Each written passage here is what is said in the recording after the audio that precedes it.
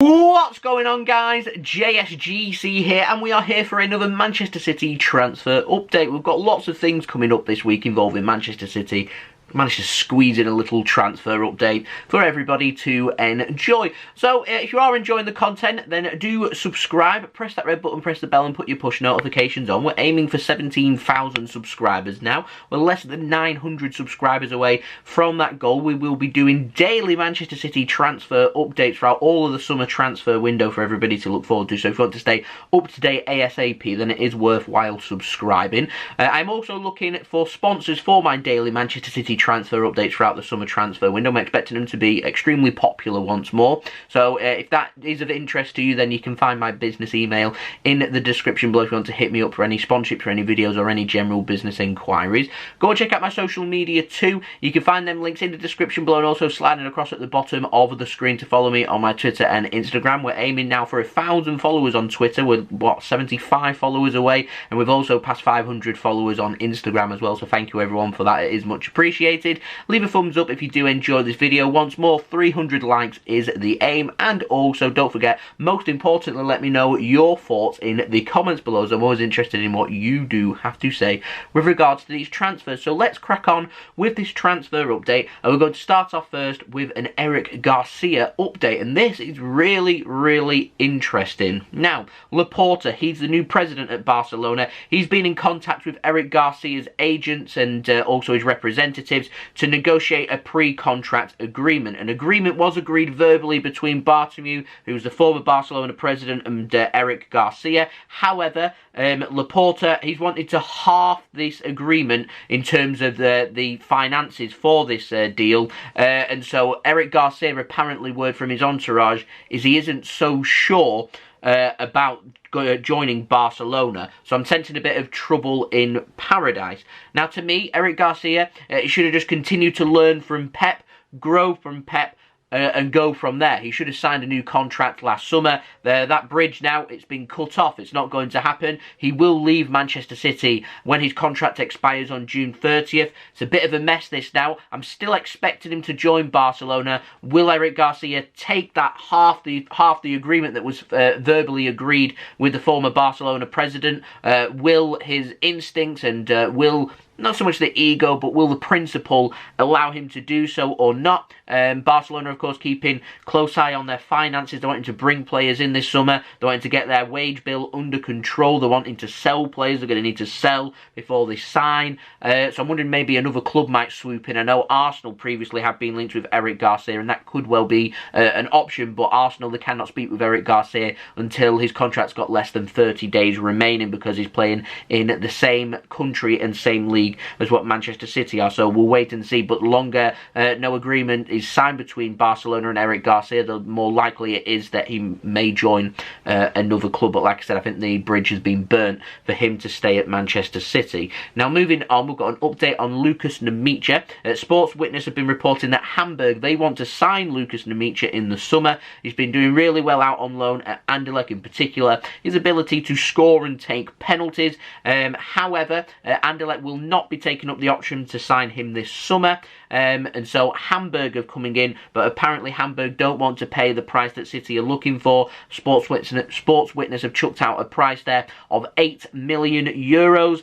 To be fair, I think that value is pretty reasonable for a good striker like Lukas Nmecha. Perhaps City may be willing to accept a little bit less if it's got good bonuses, or maybe there's a buyback option or a sell-on fee added. I'm not sure. We'll wait to see what happens in the summer, but I do see Lukas Nmecha leaving Manchester City, and I reckon it will be on a permanent basis. Now, moving on to our final story of the outs. It comes in the form of an update on Yangel Herrera, the player out on loan at Granada in Spain. Now, Manchester City apparently could be selling Herrera to potentially West Ham or Southampton in the Premier League. That is according to Simon Bajkowski at the Manchester Evening News. He's impressed at Granada. He plays defensive midfield. Apparently Manchester City have compared him as being a similar player to what Douglas Luiz is as well. Manchester City ended up selling Douglas Luiz for around £15 million to Aston Villa. Apparently City are looking for a similar fee of €15 million.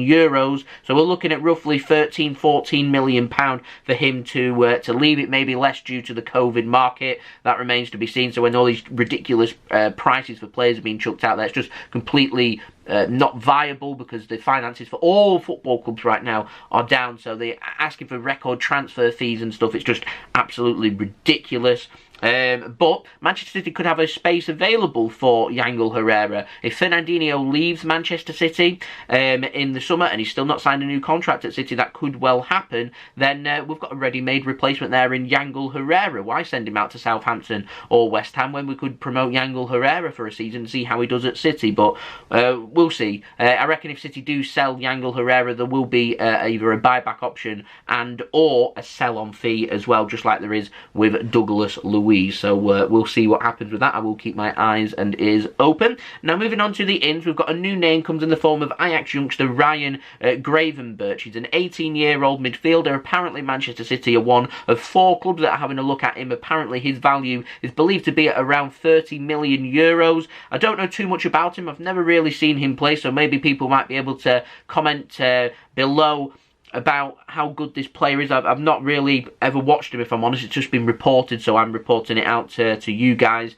But yeah, I'm not too sure that Manchester City are looking at central midfielders this summer. I know we might be looking at defensive midfielders if Fernandinho leaves. I don't know if Gravenberch can play in defensive midfield or not. 30 million euros sounds like a pretty good deal for an 18-year-old player, but I'm not sure. I'm wondering if City wanted to bring him in to potentially loan him, but 30 million euros sounds like a lot of money to just send them out on loan, if I'm honest. So I reckon it's just smoke and mirrors, if I'm completely honest. Now, moving on to our final story, we've had a big development in terms of Harry Kane. Now, Sky Sports News, they've been reporting, and it's interesting this, that Harry Kane, apparently, he wants to leave Tottenham Hotspur if they do not qualify for the Champions League at the end of this season, going into next season, of course. Manchester City are definitely chasing a striker. Manchester City aren't going to pay top dollar for a striker, so it makes this transfer automatically quite unrealistic, because Daniel Levy, who's in charge at Tottenham Hotspur, drives a really hard bargain. He's very difficult to negotiate with.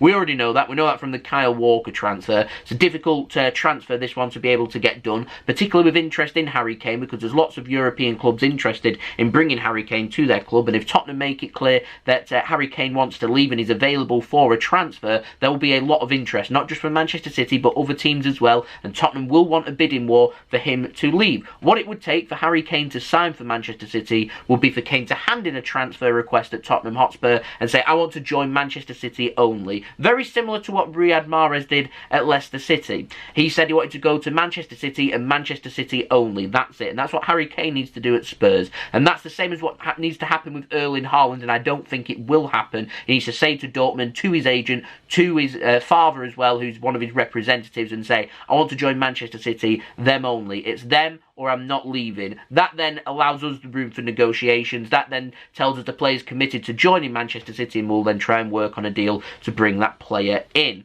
It's going to be a difficult transfer, though, to be able to get one of Kane or Erling Haaland in at Manchester City. They're going to be very expensive transfers. I've heard word that City aren't willing to go as high as £100 million for these players, and I probably would say that Haaland and Kane, both Dortmund and also Tottenham Hotspur, are valuing their players at well over £100 million. So how do we get the negotiations sorted?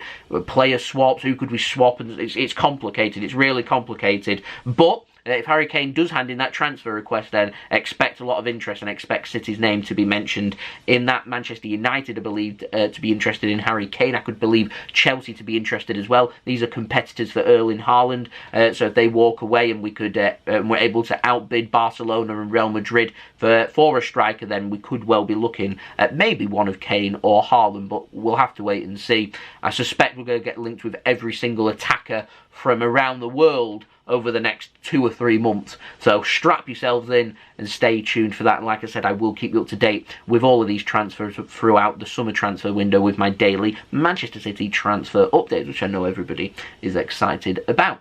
So there we go, that has been the video. I hope you enjoyed the video. Leave a thumbs up if you did enjoy this video. We're aiming for 300 likes, so any help towards that would be much appreciated. Don't forget also my social media links in the description below and sliding across at the bottom of the screen if you want to go and follow me on my Twitter and Instagram. Email also in the description below too if you want to hit me up for any sponsorships for any videos or any general business inquiries. Like I said, I am looking for an active sponsor for my daily Manchester City transfer update, so that would be much appreciated if you are interested. Don't forget also subscribe if you're new around here. Press that red button, press the bell and put your push notifications on, aiming for 17k subscribers. And lastly, and most importantly, let me know your thoughts of what you made of these transfers in the comments below. So there we go, that has been the video. I hope you enjoyed the video. I'll be back again tomorrow for the preview for the Borussia Dortmund away game, big Champions League game, City's biggest game of the season so far. I'll also be doing a live watch along of the PSG Bayern Munich game for everyone to look forward to tomorrow as well, so do stay tuned for that. I hope everyone is safe and well. Thank you everyone for watching. I've been JSGC. Peace. Ciao for now.